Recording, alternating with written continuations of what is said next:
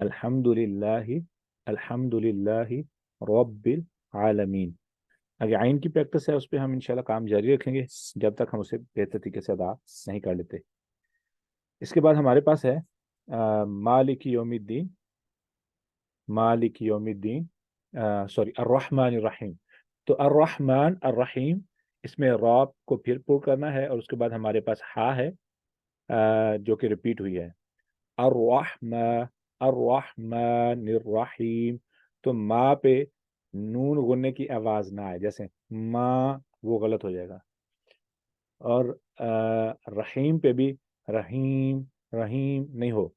तो ये रहीम, open mouth, खुले मुंह से अल्फाज मुंह के अंदर से आए, ना कि नाक से। तो जो भी किरात वो नाक से की जाएगी, वो क्या नाम है, वो मुश्किल पैदा करती है आवाज किरात में। तो सामीन के लिए ये चीज़ अजीब लगती है।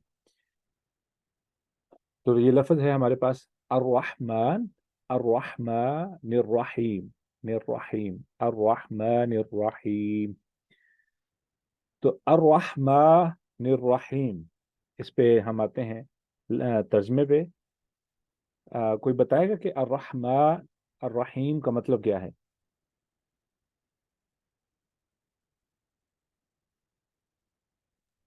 रहम करने वाला, निहायत रहम करने वाला।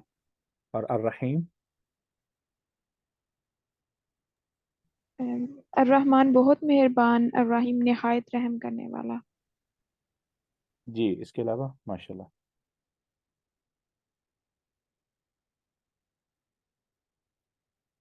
इसके अलावा आवाज़ मेरी सबको सही आ रही है?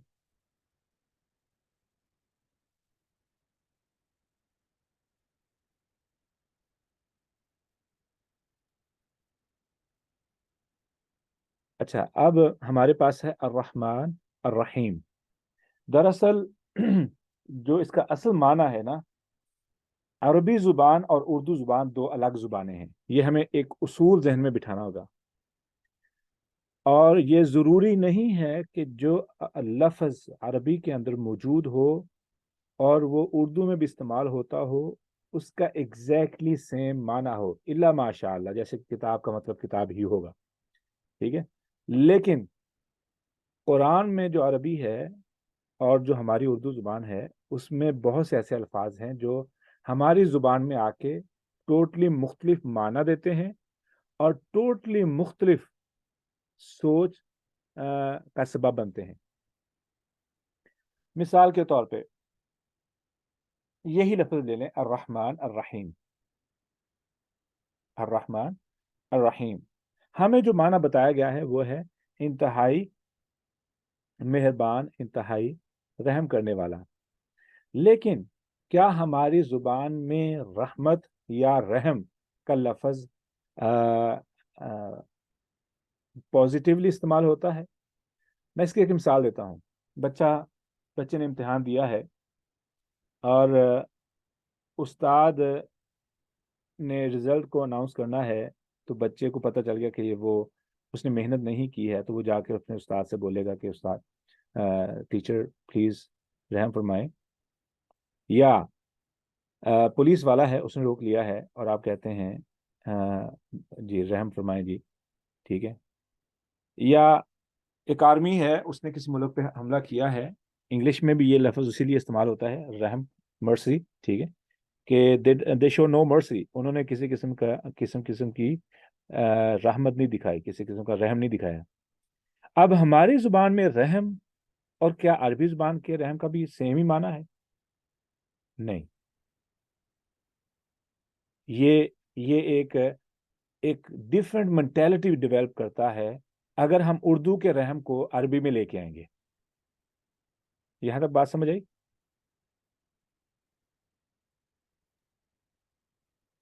जी सर। अच्छा, अब अरबी में इसका मतलब क्या है? अरबी में इसका मतलब क्या है? मैं ना पहले इसको देख लें कि ये लफ्ज़ बना कहाँ से है। यानी इन अरबिक इसको बोलते हैं रूट वर्ड, यानी मस्दर, मस्दर कह लें, या बुनियादी وہ لفظ جس سے باقی الفاظ بنتے ہیں. مثال کے طور پہ عمر ایک لفظ ہے، میرا نام عمر ہے، تو عمر سے عمران بنتا ہے، عامر بنتا ہے، عمیر بنتا ہے، عمار بنتا ہے. ٹھیک ہے، تو یہ اس کا جو بنیادی ورڈ ہے وہ عین میم را ہے، عمر ہے. ٹھیک ہے، ایسے ہی رحم اس کا بنیادی ورڈ ہے جسے روٹ ورڈ بولا جاتا ہے. یہ لفظ آپ نے یہ گرامر کے لحاظ سے ذہن میں رکھنا ہے. It's very important this term root word is very important. ٹھیک ہے، روٹ مطلب جڑ. ٹھیک ہے، روٹ ورڈ یا کہہ لیں کہ مصدر یا کہہ لیں کہ بنیادی لفظ. ٹھیک ہے نا، بنیادی لفظ جس سے باقی الفاظ بنتے ہوں. جیسے مٹی ہے، اب مٹی سے اینٹیں بنتی ہیں، مٹی سے مکان بنتے ہیں، مٹی سے، ٹھیک ہے، سب باقی جو چیزیں بنتی ہیں، درخت بھی مٹی سے اگتے ہیں. ٹھیک ہے، تو مصدر ان چیزوں کا کیا ہوا؟ مٹی ہوئی. ٹھیک ہے، اب الرحمن اور الرحیم کا مصدر کیا ہے یا روٹ ورڈ کیا ہوا؟ obviously رحم، رائٹ، رحم ہوا. تو اب رحم اردو میں ٹوٹلی مختلف مینٹیلٹی ڈیولپ کرتا ہے. یعنی اگر میں بولوں رحم کریں تو آپ کے ذہن میں کیا خیال آئے گا؟ It's totally different than what in Arabic is. قرآن میں جو رحم ہے یہ بہت ہی مختلف سوچ بلڈ کرتا ہے. کیوں؟ اب میں مثال دوں گا آپ کو. رحم کے کئی معنی ہیں رحم کے. ٹھیک ہے، ایک معنی اس کا مطلب ہے وارم، ماں کا پیٹ بول رہے ہیں. ٹھیک ہے، اب جو ماں ہے، کہہ لیں کہ بچہ ماں کے پیٹ کے اندر ہے. اب کیا ماں وہاں پہ بچے کے ساتھ رحم کرتی ہے یا بچے سے انتہائی محبت کرتی ہے؟ ابھی بچہ چھوٹا ہے، ٹھیک ہے، تو ماں کو کم اذیت ملتی ہے، لیکن جیسے جیسے بچہ ماں کے پیٹ کے اندر بڑھتا ہے تو ماں کو زیادہ تکلیف ملتی ہے. پیدائش کے وقت پہ تو ویسے ہی جانے کا عالم ہوتا ہے. ٹھیک ہے، اتنی تکلیف کے بعد کیا ماں اس بچے پہ رحم کرتی ہے یا بچے پہ اور جان نچھاور کرتی ہے اور محبت کرتی ہے؟ وہاں پہ تو وہ جو رحم ہمارے کانسیپٹ میں ہے وہ تو استعمال ہی نہیں ہوتا ہے. ماں تو بچے کے ساتھ رحم کرتی نہیں ہے کہ بچے کے ساتھ رحم کرتی ہے، بچے کے ساتھ شدید محبت کرتی ہے. دراصل جو قرآن کے اندر جو ورڈ ہے، جو الرحمن الرحیم ہے، جو عربی کا کانسیپٹ ہے، وہ ماں کی شدید محبت کے ساتھ ہے. اور ماں کے بچے کے ساتھ کنڈیشنل محبت کرتی ہے یا انکنڈیشنل، بے لوس محبت کرتی ہے یا کسی غرض کی وجہ سے محبت کرتی ہے؟ بے لوس محبت کرتی ہے اور شدید محبت کرتی ہے. اپنی مزے کی بات یہ ہے کہ وہ ماں بننے سے پہلے وہ عورت، ٹھیک ہے، جس کے لیے اس کے بہن بھائی خاوند سب کچھ ہوتا ہے، لیکن جو ہی ایک بچہ زندگی میں آتا ہے تو she leaves everything behind, even husband, parents, everybody behind.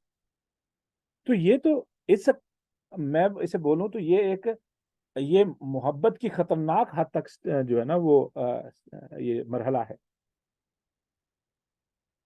تو جو رحم کا جو اصل مطلب ہے وہ ہماری زبان میں رحمت کرنے والا یا مہربان. اب رحمت کرنے والا یا جسے ہم بولتے ہیں انتہائی رحیم ہے. رحیم تو وہ عربی کا لفظ آ گیا نا، لیکن رحمت کرنے والے یا انتہائی مہربان، تو اس کا مطلب یہ لگتا ہے کہ غصے کا عالم بہت شدید ہے تو ہر وقت غصہ طاری ہے تو رحمت مانگنی پڑتی ہے. تو اس قسم کی سوچ آتی ہے. جیسے استاد سزا دینے والا ہے، فیل کرنے والا ہے، تو کہتے ہیں استاد جی رحم کریں. ٹکٹ ملنے والی ہے، چلان ہونے والا ہے، پولیس والے سے ہم کہتے ہیں کہ بھئی رحم کریں، جانے دے، بچے چھوٹے چھوٹے ہیں، تنخواہ نہیں ملی ہے، 100 خرچے ہیں، بھئی کیوں مجھے 500 کی، 300 کی، 1000 کی ٹکٹ دینی ہے یا چلان کرنا ہے، مجھے جانے دے، رحم کریں. پولیس والے فوجی سے بولتے ہیں کہ بچوں کو نہ ماریں، لوگوں کو نہ ماریں، رحم کریں. ٹھیک ہے، تو وہ جو رحم ہے اس کا مطلب یہ ہے کہ ان کے اندر رحمت کا عنصر موجود تو ہے، لیکن جو موجودہ کیفیت ہے یا اکثر جو کیفیت ہے وہ غصے کی ہے. یعنی پولیس والے نے ٹکٹ دینی، یہ تو عام کانسیپٹ ہے. اس سے پھر رحمت مانگنی پڑتی ہے تو پھر وہ بڑی مشکل سے دکھا دے، نہیں تو غصہ تو پڑا ہوا ہے نا، سزا تو پڑی ہوئی ہے. یہ کانسیپٹ ملتا ہے ہمیں اس لفظ کے اس طریقے سے ترجمہ کرنے پر، یعنی اردو والا ترجمہ کرنے پر. بات تو بڑی عجیب ہے، نہیں ہے، ایسی ہے.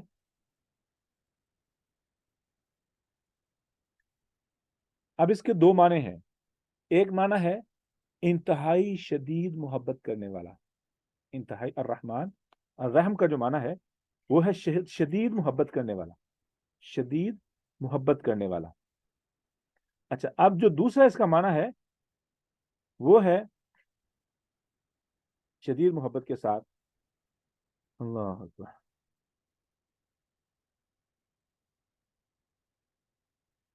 جیسے رب العالمین کے ہم نے 5 معنی پڑھے ہیں نا، مالک، مربی، منعم، قیم، سید.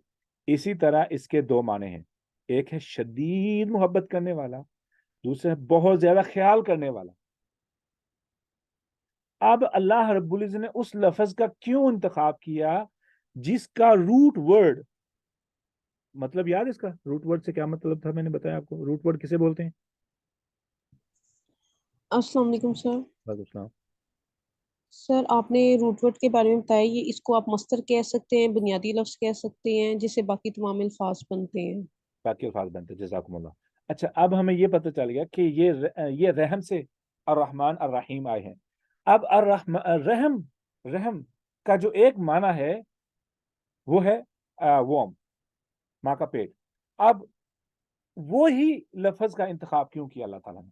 بتانے کے لیے کہ ماں کی محبت، ماں کا احساس، ماں کی شفقت اور ماں کی جو جان نثاری ہے اپنے بچے کے لیے، اس کو ذہن میں لایا جائے، نہ کہ جو ہمارے ہاں معنی رائج ہے. اور اس وجہ سے ہمارے اندر جو عام سوچ پائی جاتی ہے وہ پتہ کیا ہے؟ کہ اللہ رب العزت تو ہر وقت سزا دینے کے لیے تیار ہیں، اور اللہ رب العزت ہر وقت غصے میں ہے. اللہ رب العزت یہ کر دیں گے، وہ کر دیں گے، اللہ تم سے پوچھے، اللہ تمہیں یہ سزا دے، اللہ ہی حساب لے گا.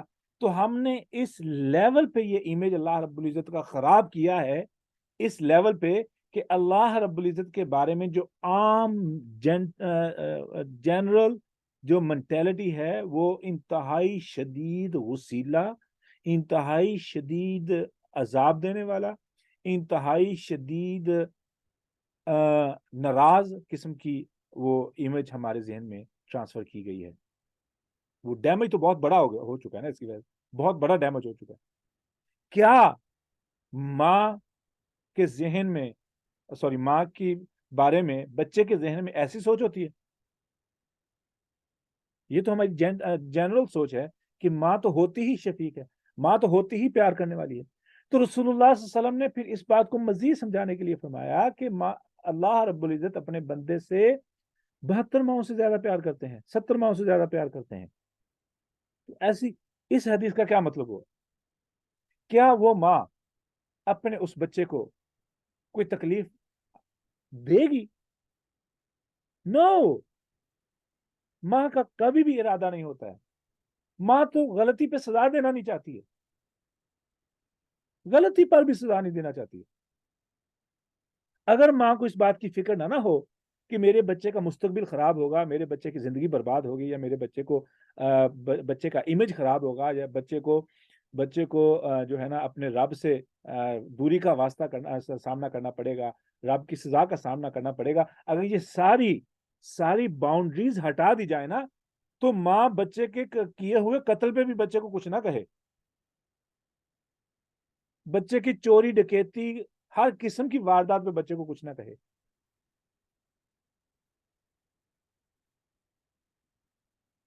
کیا میں صحیح کہہ رہا ہوں؟ جی سر. تو جب ماں کی اتنی شدید محبت ہے، ہمیں اس بات کو سمجھنا چاہیے کہ اللہ رب العزت نے جہنم اس لیے تیار نہیں کی کہ اللہ رب العزت ہمیں پھینکنا چاہتے ہیں.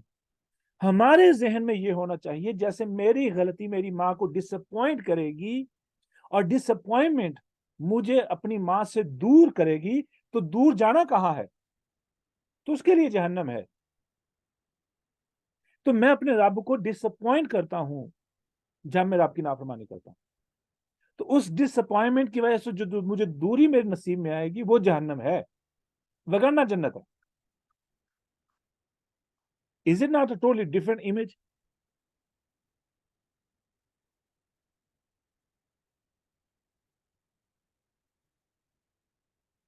अब जब अल्लाह रब्बुल इज्जत इंतहाई शदीद, दो माने समझ आ गए? दो माने, पहला माना क्या था?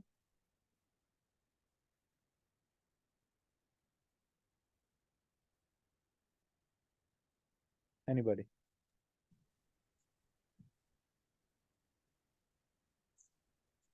अस्सलाम वालेकुम सर। वालेकुम सलाम जी।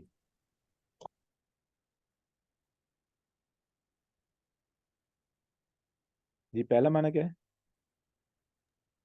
सर आपने पहला मायने बताया था शदीद मोहब्बत करने वाला और शदीद ख्याल रखने वाला। हाँ जी, इंतहाई ख्याल, मुकम्मल तौर पर ख्याल, माशाल्लाह, ठीक हो गया। ये जी रहम का माना है, ठीक है, रहम का माना ये है। अब हमने आना है अर्रहमान पर और अर्रहीम पर। अब इसको समझने के लिए हमें अरबी के कुछ उसूल समझने होंगे। मिसाल के तौर पे रहमत एक लफ्ज़ है हमारी ज़ुबान में, रहीम एक लफ्ज़ है, रहम करने वाला एक लफ्ज़ है। अब जब हम अल्फाज को ऐसे बदलते हैं, रहमत, रहीम, रहमान, तो उसके माने में तब्दीली आती है, माने में तब्दीली आती है। ऐसे ही प्यास है, मिसाल के तौर पे प्यास। अब अगर किसी बंदे को प्यासा कहना होगा तो उसका लफ्ज़ होगा अतशान, अतशान होगा प्यासा। एक बंदा भूखा है, उसके लिए जवान होगा, जवान भूख होती है, जवान होता है भूखा। अच्छा, रहमान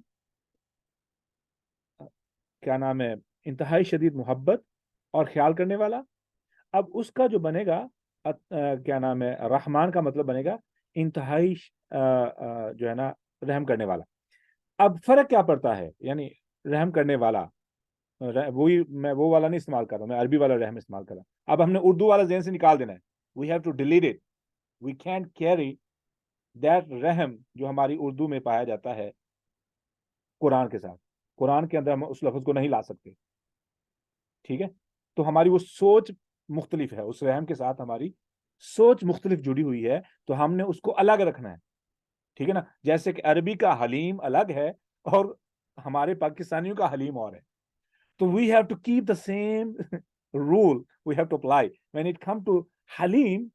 हलीम जो हमारा अरबी का है is such a beautiful word, लेकिन जब ये हमारी उर्दू में आता है या पंजाबी में आता है, हमारे पाकिस्तान में आता है, तो ये दालों का मिक्सचर है, ठीक है, जिसमें गोश्त का भी मिक्स है, मसालों का भी मिक्सचर है, और अजीब सी अजीब वर्ड है। तो हमने जैसा हलीम के साथ अरबी और उर्दू के साथ सलूक करते हैं ना, वैसे ही हमने रहम के साथ सलूक करना है, ठीक है। हमने उर्दू वाले रहम को अलग रखना है और एक्सक्यूज मी, और अरबी वाले रहम को हमने अलग रखना है, क्योंकि अरबी वाला रहम अलग होगा। अब मैं चूंकि अगर मैं रहम इस्तेमाल करूं तो आपने इसको अरबी वाला रहम लेना है, उर्दू वाला नहीं, क्योंकि मैं जब भी वो बोलता हूं तो मुझे वही कैफियत तारी होती है जो उर्दू वाली है। तो I that's why I have to repeat it, कि आपके जहन में भी वो फीलिंग ना आए जो हमारी उर्दू वाले रहम के साथ जुड़ी हुई। तो कहने का मकसद ये था कि ये मेंटेलिटी जुड़ी होती है अल्फाज के साथ। अच्छा, अब चूंकि रहमान लफ्ज हमने सीखा है अतशान, प्यासा, इसी वजन पर है। वजन मतलब कि अरबी का एक फार्मूला है जो ग्रामर के लिहाज से आपको जहन में रखना होगा कि कुछ ऐसे पैमाने हैं, पैमाने, स्केल्स, पैमाने हैं, जिन पैमानों पर अगर आप किसी लफ्ज को रख देंगे तो उसके अंदर वो माना आ जाएगा। मिसाल के तौर पे फ़ालान असल में वजन है या स्केल है, जिसके ऊपर जो भी इसम आएगा उसका वही माना बन जाएगा। मिसाल के तौर पे जवआन, जवआन मतलब के भूखा। अब भूख के अंदर एक मसला ये है, इस लफ्ज के अंदर एक मसला ये है कि वो आर्जी होता है, उसका माना एक आर्जी होता है, और शदीद पाया जाता है उसके अंदर माना, शिद्दत का और आर्जी का, शिद्दत का और आर्जी तौर का, और एक है फौरी तौर पर। जब आपको भूख लगती है तो आपके अंदर ये तीनों मुतालबे जिंदा हो जाते हैं। आपको शदीद भूख लगती है, आप फौरी तौर पे खाना चाहते हैं, लेकिन जो ही खाना खा लेंगे भूख खत्म हो जाएगी। समझ आ गई?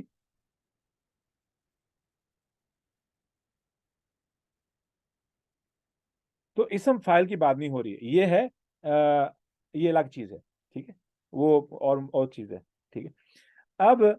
اب چونکہ جوعان جو بھوک ہے وہ عارضی ہوتی ہے، شدید ہوتی ہے، اور کیا ہوتا ہے اس کے ساتھ؟ فوری طور پر اس کے اندر مطالبہ پایا جاتا ہے، پیاس بھی ایسی ہے، اس کا وزن کیا ہے؟ عطشان۔ اب رحمان کے اندر کیا مطلب آئے گا؟ اس کا مطلب یہ ہوگا اللہ رب العزت انتہائی زیادہ عربک والا رحم کرنے والے ہیں، یعنی کیا مطلب ہوا؟ انتہائی زیادہ محبت کرنے والے ہیں، انتہائی زیادہ خیال رکھنے والے ہیں، پہلا معنی۔ اور فوری طور پر مطلب کہ مجھے پتہ بھی نہیں ہوتا کہ میں کس طریقے سے 24 گھنٹے اللہ کی رحمت میں اپنے آپ کو جو سیراب ہوں اللہ کی رحمت کے اندر، ٹھیک ہے نا۔ اور مسئلہ یہ ہے کہ یہ جو الرحمن ہے اس کے اندر ایک پرابلم یہ ہے کہ اگر میں غلطی کروں گا تو اللہ کی رحمت سے میں محروم بھی ہو سکتا ہوں۔ تو اس کے اندر وارننگ بھی ہے اور تسلی بھی ہے، وارننگ بھی ہے، تسلی بھی ہے۔ وارننگ کیا ہے کہ اگر کوئی غلطی کی، اللہ کی جو رحمت کا نزول 24 گھنٹے مجھ پہ ہو رہا ہے وہ بند ہو جائے گا، اور اگر میں غلطی نہ کروں تو میرے رب کی رحمت مجھ پہ فوری طور پر برستی رہے گی، اور انتہائی زیادہ برستی رہے گی۔ کیا سمجھ آئی؟ کوئی بھی انمیوٹ کر کے بتانا چاہے۔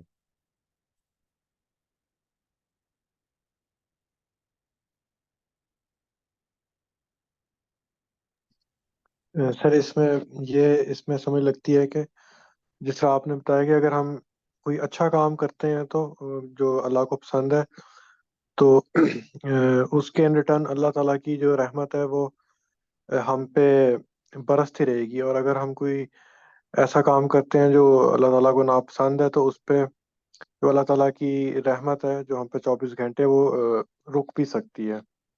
اس چیز سے ہمیں ڈرنا چاہیے۔ ماشاءاللہ۔ اس کے علاوہ اور کوئی؟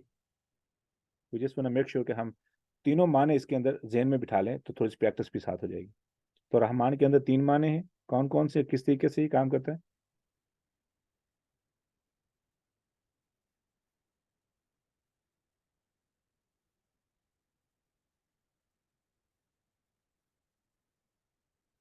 آواز آ رہی میری باقی لوگوں کو؟ سر اس میں اللہ تعالیٰ بہت زیادہ رحم کرتے ہیں، خیال رکھتے ہیں اور محبت کرنے والے ہیں۔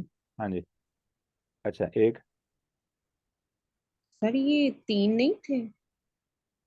تو آپ نے معنی 3 کیا نا، لیکن اس کے اندر جو اچھا میں دوبارہ سمجھاتا ہوں، پوائنٹ کو سمجھیے گا۔ رحمان جو ورڈ ہے یہ ایک خاص قسم کی انسان کی کیفیت کے لیے استعمال ہوتا ہے، یعنی یہ جو فعلان جو وزن ہے یہ انسان کی ایک خاص کیفیت پہ استعمال ہوتا ہے۔ مثال کے طور پہ بھوک ہے، بھوک ایک کیفیت ہے۔ اب جب بھوک لگتی ہے تو اس کی شدت ہوتی ہے، شدید بھوک لگتی ہے، تو آپ اس کے جب یہ بھوک لگتی ہے تو آپ فوری طور پر کھانا چاہتے ہیں، آپ کو کھانا مل جائے، ٹھیک ہے۔ اور تیسری اس کے اندر جو کیفیت کا جو اس کے اندر جو چیز ہے وہ یہ ہے کہ جو ہی آپ کھانا کھاتے ہیں تو کیا ہوتا ہے؟ بھوک ختم ہو جاتی ہے، یہ کانسٹنٹ نہیں رہتی۔ کہنے کا مطلب یہ ہے اٹ ڈزنٹ ریمین کانسٹنٹ، یہ لگتی ہے، آپ کچھ کھا لیتے ہیں تو چلی جاتی ہے، ٹھیک ہے۔ تو یہ اس کے اندر اس کیفیت کے اندر 3 معنی پائے جاتے ہیں، 3 چیزیں پائی جاتی ہیں۔ پہلے نمبر پر انتہائی زیادہ شدت، یعنی اس کے اندر شدت کے معنی پائے جاتے ہیں۔ دوسرے نمبر پر ارجنسی ہوتی ہے، اس کے اندر شدت، ارجنسی، اور مسئلہ یہ ہے کہ یہ عارضی ہوتی ہے، ٹھیک ہے، یہ کیفیت۔ اب رحمان جو ہے یہ اللہ رب العزت کی ان 3 کیفیات کو بتاتا ہے، کور کرتا ہے یہ ورڈ رحمان، کہ اللہ رب العزت انتہائی زیادہ انسان کے ساتھ محبت اور رحمت کر رہے ہوتے ہیں، محبت اور رحم کر رہے ہوتے ہیں، ٹھیک ہے نا، خیال رکھ رہے ہوتے ہیں۔ اور یوں کہ توں، یعنی ہر وقت، مثال کے طور پہ میرے جسم کی ایک ایک گردش جو میں چاہتا ہوں وہ ہو رہی ہے، میری ڈیمانڈ پہ ہو رہی ہے، ایسے نہیں ہوتا کہ میں ہاتھ ہلانا چاہتا ہوں تو وہ اسٹک ہو چکا ہے، نہیں، میں نظر ہلانا چاہتا ہوں تو میری نظر آئی سائٹ موو نہیں کر رہی، ہر چیز موو کر رہی ہے. تو یہ اللہ کی رحمت ہے، 24 گھنٹے برس رہی ہے. ٹھیک ہے، مجھ پہ برس رہی ہے کہ میں اپنی زندگی کو اب کبھی اللہ کی رحمت کو مکمل طور پہ آپ نے ایکسپیرینس کرنا ہو نا، تو روڈ پہ گاڑی لے کے چڑھ جائیں، موٹر سائیکل پہ بیٹھ جائیں اور چلنا شروع کر دیں، اور پھر اللہ کی رحمت کو دیکھیں. کتنے لوگوں کو وہ اللہ رب العزت آپ سے دور رکھتے ہیں تاکہ آپ محفوظ طریقے سے اپنی منزل پہ پہنچ جائیں. یہ کوئی بندہ بھی یہ نہیں کہہ سکتا کہ ان لوگوں کے کمال تھا یا لوگ کاریگر تھے، بہتر ڈرائیور تھے جن کی وجہ سے آپ منزل پہ پہنچے. نہیں، وہ اللہ رب العزت ہے جس نے سب لوگوں کی گاڑیوں کے انجن، بریکیں، ٹائر سب کچھ ٹھیک رکھا کہ آپ اپنی منزل پہ صحیح طرح سلامت پہنچ جائیں. اس میں آپ کا بھی کمال نہیں اور ان لوگوں کا کمال بھی نہیں. ٹھیک ہے نا؟ تو وہ اللہ رب العزت کی رحمت کی بہت بڑی دلیل ہوتی ہے. ٹھیک ہے، کہ کوئی بھی بندہ کسی بھی وقت، ہو سکتا ہے کوئی خودکشی کرنے کے لیے جا رہا ہو سکتا ہے کوئی بندہ زندگی سے آوازار ہو سکتا ہے کوئی نشے میں ہو سکتا ہے کسی نے دوائی کھائی ہو، اس کا سارا اس کے جسم میں سائڈ افیکٹ ہو رہا ہو. ٹھیک ہے، ہو سکتا ہے کوئی بندہ ڈپریشن میں ہو، کچھ بھی ہو سکتا ہے، آپ کے پیچھے ہو، آپ کے آگے ہو، آپ کے لیفٹ اور رائٹ ہو. میں بہت سے لوگوں کو ایسے کو جانتا ہوں کہ وہ گاڑی کے برابر گاڑی نہیں چلاتے ہیں، ان کو کیا نام ہے، نازیہ جیسی کیفیت اور گھبراہٹ طاری ہونی شروع رہتی ہے کہ اگر اس بندے کو لیفٹ اور رائٹ کرنا پڑا تو ادھر میں ہوں تو مجھ میں لگے گا، مجھے مار دے گا. تو ان کے اندر ایک خوف کی کیفیت ہوتی ہے. لیکن الحمدللہ ہم لوگ تو یہ اللہ رب العزت کی رحمت کا 24 گھنٹے نزول رہتا ہے اور ہم فوری طور پہ وصول بھی کر رہے ہیں. لیکن ہماری غلطی سبب بنتی ہے اس رحمت میں رکاوٹ کی. تو قصور اللہ کا نہیں ہے، میری پریشانی کا قصور، میں خود قصوروار میں خود ہوں. اس لیے اللہ رب العزت نے فرمایا ظہر الفساد فی البر والبحر بما کسبت ایدی الناس، زمین میں خشکی تری پر جو فساد پھیلا ہے یہ انسان کے اپنے ہاتھوں کی کمائی ہے. تو زندگی میں کوئی بھی جو پریشانی آتی ہے آپ اس کو لمحہ بھر کے لیے بیٹھ کے سوچیں تو اس کے پیچھے آپ کی اپنی غلطی ہوگی. ہاں، یہاں پہ نا میں دو چیزیں بیان کر دوں سمجھنے کے لیے. ایک ہے کہ ایک پریشانی ہوتی ہے جو ہمارے لیے امتحان ہوتی ہے، اللہ رب العزت ضرور اپنے لوگوں کو آزماتے ہیں. ٹھیک ہے، اور دوسری ہوتی ہے سزا. ایک ہوتی ہے آزمائش اور ایک ہوتی ہے سزا. اب سزا کیا ہے، آزمائش کیا، کیسے پتہ چلے؟ ٹھیک ہے نا. اب انبیاء علیہم السلام جو ہے ان کو آزمایا بھی گیا. ٹھیک ہے، ان کو آزمایا گیا. اب جو آزمائش والی تکلیف ہے اس کی دو قسمیں ہیں. ایک ہے کہ انسان نے کچھ بھی نہیں کیا اور انسان کچھ نہیں چاہتا اور کچھ نہیں، اس کی کوئی پلاننگ نہیں ہے اور وہ کسی قسم کی سٹرگل نہیں کر رہا، پھر بھی اس کو مصیبت آئے تو وہ آزمائش ہے. یہ پہلی قسم ہے. دوسرا ہے کہ میرے پاس بڑا گول ہے، I want to climb a mountain, میں ایک پہاڑ پہ چڑھنا چاہتا ہوں. ٹھیک ہے، تو کیا میں پہاڑ پہ بغیر تکلیف کے چڑھ جاؤں گا، بغیر تھکاوٹ کے چڑھ جاؤں گا؟ وہ تو میں نے خود ذمہ لیا ہے. جب میں نے خود ذمہ لیا ہے اور رستے میں پہاڑ پہ چڑھتے جو تکلیفیں آئیں گی وہ نہ تو سزا ہے نہ آزمائش ہے، وہ تو میں نے خود جو ٹارگٹ ایکسیپٹ کیا ہے. تو اس کے لیے جو چیلنج میں رکاوٹیں آئیں گی وہ تو it's a part of life. تو بیسیکلی یہ آزمائش کی قسم ہے لیکن سزا والی قسم نہیں. ٹھیک ہے، تو یہ ویسے ایسی ذمہ داری ہے جو میں نے خود قبول کی تھی اور اس کے اندر آنے والی رکاوٹیں، مثال کے بندہ کام کر رہا ہے، دیوار میں کیل لگا رہا ہے، اپنے ہاتھ پہ ہتھوڑی مار لی، تو کبھی ایسے نہیں دیکھا ہوگا آپ نے بندہ بیٹھ کے رو رہا او یہ اللہ نے کیوں لکھا تھا، مجھے کیوں ایسے ہو گیا، مجھے نہیں ہونا چاہیے تھا. اسے پتا کہ ایسے ہوتا ہے. وہ ایک انگوٹھے پہ ہتھوڑی لگی ہے تو وہ اس انگلی کو پیچھے کر لے گا، دوسری انگلی کے ساتھ کیل لگائے گا تو ہو سکتا ہے دوسری پہ بھی لگ جائے، لیکن وہ اپنا کام کر لے گا اور اس پہ کمپلین بھی نہیں کرے گا. ٹھیک ہے، گاڑی چلاتے ہوئے ٹھیک ہے ٹائر پنچر ہو جائے تو ہم کسی کو کمپلین نہیں کرتے. ٹھیک ہے، زندگی میں جو چھوٹے چھوٹے کام ہوتے ہیں، جو ذمہ داریاں ہیں، ان پہ کمپلینز نہیں ہوتی. It's the most stupid thing to do that you talk or you complain about your own responsibility that you supposed to do.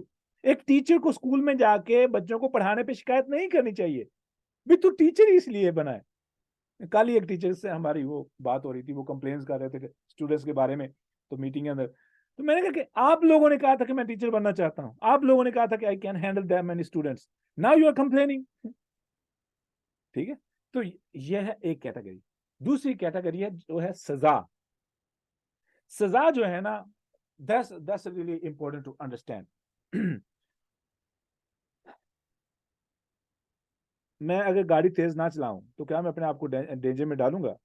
اگر میں زیادہ میٹھا نہ کھاؤں کیا میں اپنے آپ کو ڈائبٹیز کا مریض کروں گا؟ اگر میں زیادہ نمک نہ کھاؤں تو کیا میں اپنے بلڈ پریشر کو ہائی کروں گا؟ اگر میں زیادہ زبان بلا وجہ نہ چلاؤں، ٹھیک ہے، کیا میں اپنے الفاظ کا اعتبار کھوؤں گا؟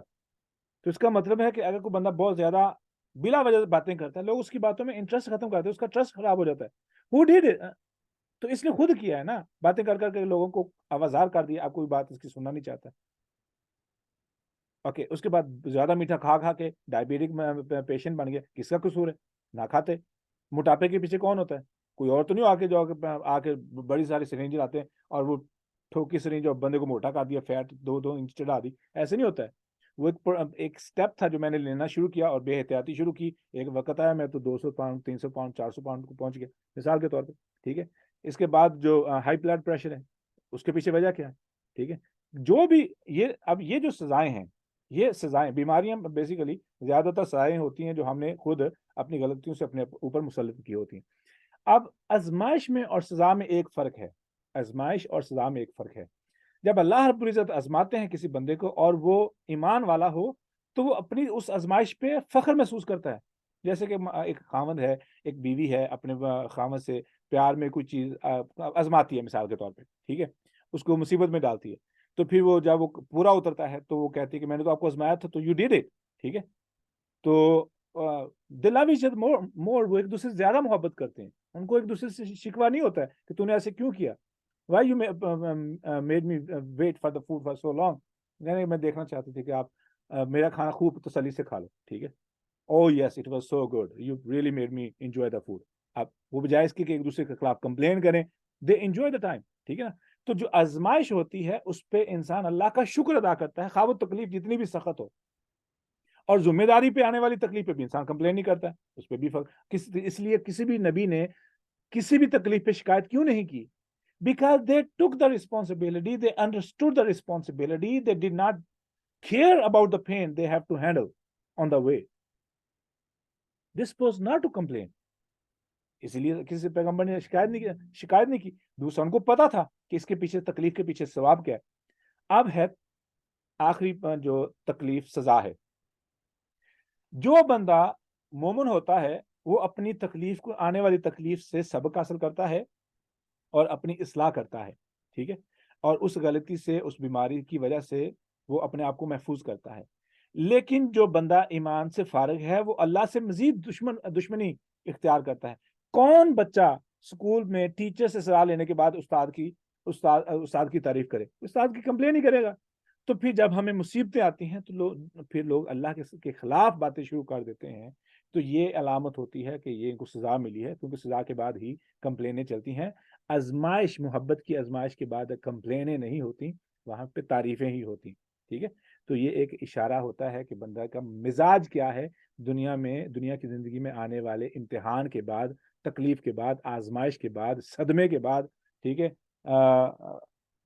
کیا ری ایکشن ہے. اگر تو ری ایکشن ہے کہ اللہ کے قریب ہو جائے تو سمجھ لو کہ آپ کو اللہ رب العزت نے آزمایا تھا اور آپ اس آزمائش میں کامیاب ہوئے ہیں، اس لیے آپ کو اللہ رب العزت نے آپ کو اپنے زیادہ قریب کھینچ لیا، ٹھیک ہے. اور اگر آپ کے دل میں اللہ کے خلاف کمپلینیں شروع ہو جائیں، آپ کا برین ایک لمبی لسٹ بنا دے اللہ کے خلاف، تو سمجھ لیں مجھے سزا ہی ملی ہے، ٹھیک ہے. Is it clear? سر میرا ایک کوشچن ہے. سر آپ نے ابھی بتایا کہ جب انسان بھوکا ہوتا ہے، جوعان کا آپ نے لفظ استعمال کیا کہ تب جب بھوک لگتی ہے تب اس میں شدت بھی ہوتی ہے، آپ کو فوری اس کی ضرورت ہوتی ہے، اور لیکن جب آپ کھا لیتے تو وہ مٹ جاتی ہے. ہاں جی. تو میرا سوال یہ ہے کہ جو رحمان ہے، آپ نے کہا کہ وہ بھی ایک کیفیت ہے، تو رب کی جو رحمان کی کیفیت ہے وہ عارضی تو نہیں ہے؟ کیفیت تو مطلب صفت ہے نا، صفت ہے نا. تو اب اس صفت کے اندر that's a really beautiful question. اب اس کا جواب آپ کو، اسی سوال کا جواب آپ کو اگلے لفظ نے دینا ہے. اگلے لفظ نے، کون سا اگلا لفظ ہے؟ الرحیم. ہاں جی. اب الرحیم نے آپ کے اس سوال کا جواب دینا ہے، اور قرآن مجید کو پڑھنے کا طریقہ بھی یہی ہے.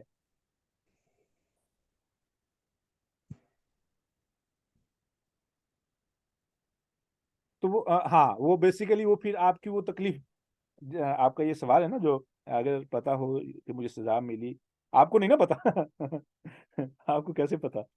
فرض کیا آپ کو پتہ لگ گیا، پھر آپ اللہ کے قریب ہو جائیں تو پھر وہ تکلیف بھی آپ کے لیے اس لیے آزمائش تھی کہ اللہ رب العزت چاہتے تھے کہ تم باز آ جاؤ، واپس آ جاؤ. ٹھیک ہے. مثال کے طور پہ ایک بندہ ہوتا ہے، وہ بڑی خشوع و خضوع کے ساتھ دعائیں کرتا تھا، نمازیں پڑھتا تھا، ہر عمل بڑی بڑی ذکر و اذکار کرتا تھا. پھر اس کو جاب مل گئی. جاب ملنے کے بعد اس نے کام شروع کر دیا. کام کرتے کرتے کرتے نا اس کی روٹین ایسے بنی کہ اس کا ذکر و اذکار ختم ہو گیا. ذکر و اذکار کے بعد نمازیں لیٹ ہونا شروع ہو گئیں. اچانک اس کو ایکسیڈنٹ ہوا اچانک ایکسیڈنٹ ہوا تو اس کی جو ہے نا کہہ لیں کہ اسے 3-4 دن ہفتے کی چھٹی مل گئی. مثال کے طور پہ کام نہیں کر سکتا، تکلیف میں. اب جب اسے چھٹی ملی تو اس نے دوبارہ مصلی پہ جا کے سر رکھا تو اسے یاد آیا، وہ میں تو اتنی بار تسبیح میں میری روٹین خراب ہو چکی ہے، میری تو تلاوت کی روٹین خراب ہو چکی ہے. تو پھر وہ کیا کرتا ہے، وہ چھٹی کے دن دوبارہ اپنے آپ کو روٹین پہ لے کے آتا ہے.